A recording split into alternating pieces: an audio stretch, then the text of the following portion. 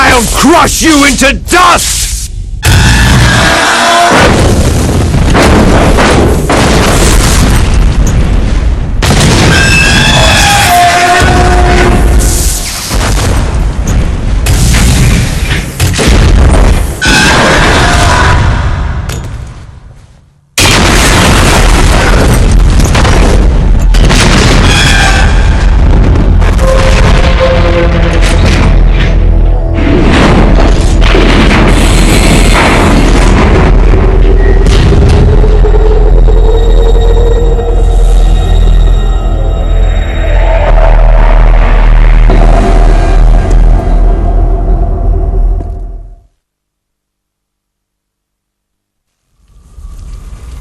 Sleeping late as usual, eh, Snake? Liquid, you're still alive. I won't die, as long as you still live. Too bad. It looks like your revolution was a failure.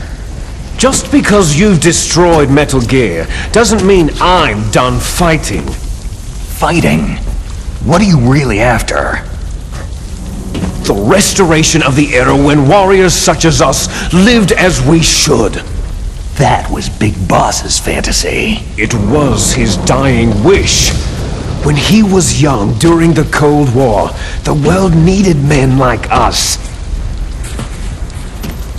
We were valued then. We were desired. But things are different now. With all the liars and hypocrites running the world, war isn't what it used to be. We're losing our place in a world that no longer needs us. A world that now spurns our very existence. You should know that as well as I do. After I launch this weapon and get our $1 billion, we'll be able to bring chaos and honor back to this world gone soft. Conflict shall breed conflict, new hatreds will arise, and our own biosphere shall steadily expand. But as long as there are people, there will always be war. But the problem is balance. Father knew what type of a balance was best. Is that the only reason? Isn't that reason enough for warriors such as us? I don't want that kind of world. Ha! You lie! So why are you here then? Why do you continue to follow your orders while your superiors betray you? Why did you come here? Well, I'll tell you then. You enjoy all the killing, that's why. What? Are you denying it? Haven't you already killed most of my comrades? That was... I watched your face as you delivered the coup de grace. Oh, it reflected such vitality. You're wrong! There is a killer inside you. You don't have to deny it. We were created to be that way. Created? Les enfants terribles. The terrible children. That's what the project was called. It started in the 1970s. Their plan was to artificially create the most powerful soldier possible. The person that they chose as the model was a man known then as the greatest living soldier in the world. Big Boss. But Father was wounded in combat and already in a coma when they brought him in. So they created us from his cells, with a combination of 20th century analog cloning and the super baby method. Super baby method? They fertilized an egg with one of Father's cells, and then let it divide into 8 clone babies. Then they transferred the clones to someone's uterus, and later intentionally aborted 6 of the fetuses to encourage strong fetal growth. You and I were originally octuplets. Octuplets? Yes. The other 6 of our brothers were sacrificed to make us. We were accomplices in murder before the day we were even born. So, it was you and I, 2 fertilized eggs with exactly the same DNA. But they weren't finished yet. They used me as a guinea pig to create a phenotype in which all of the dominant genes were expressed to create you. I got all the recessive genes. You took everything from me before I was even born. But you and I aren't his only children. What? The Genome Soldiers. They too are his progeny, carrying on his genetic legacy. But unlike us, they carry it digitally. With the completion of the Human Genome Project in the last century, the mysteries of humanity were laid bare.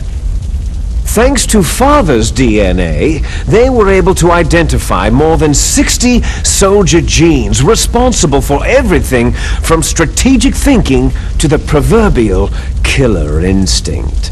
Those soldier genes were transplanted using gene therapy into the members of the next generation special forces. That's how they became the Genome Soldiers. That's right. The Genome Soldiers that you've been killing right and left are our brothers with the same genes as ours. The Genome Soldiers? They are misshapen creatures, artificially produced from Father's genetic pattern. They are our blood brothers, and they were born of many an ultimate sacrifice. Sacrifices? Human experiments. Huh? 1991, the Gulf War.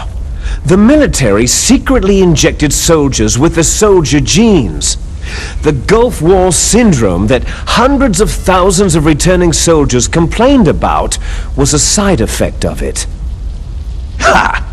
Everyone knows that the Gulf War syndrome was caused by exposure to pesticides and radiation from depleted uranium rounds. That was just a cover story issued by the Pentagon. First, they tried to say it was post-traumatic stress disorder, then chemical or biological weapons. The poison gas detection units and the anti-sarin injections, they were all just to cover up the secret genetic experiments. So then, the so-called Gulf War babies that have been reported by Gulf War veterans are... Yes, they too are our brothers and sisters. So the Genome Soldiers mean that the experiments were a success? Success? Don't be a fool. They're a complete failure. We're on the verge of extinction. What? Have you ever heard of the asymmetry theory? Nature tends to favor asymmetry. Those species which have gone extinct all show signs of symmetry. The Genome Soldiers suffer from the same problem, signs of symmetry. So do I, as do you. That's right. We are all on the verge of death at the genetic level. We don't know when or what type of disease will occur. That's why we need the old man's genetic information. You want Big Boss's DNA so you can save your family? It's very touching. In nature, family members don't mate with each other, and yet they help each other to survive. Do you know why? Because it increases the chances that shared genes will be transmitted to future generations. Altruism among blood relatives is a response to natural selection. That we will help our blood relatives is inscribed in our very genes. You're telling me that your genes are ordering you to save the Genome Soldiers?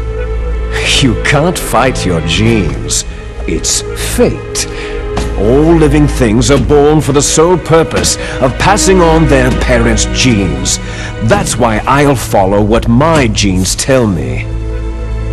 And then, I'm going to go beyond, in order to break the curse of my heritage. And to do that, first, I will kill you.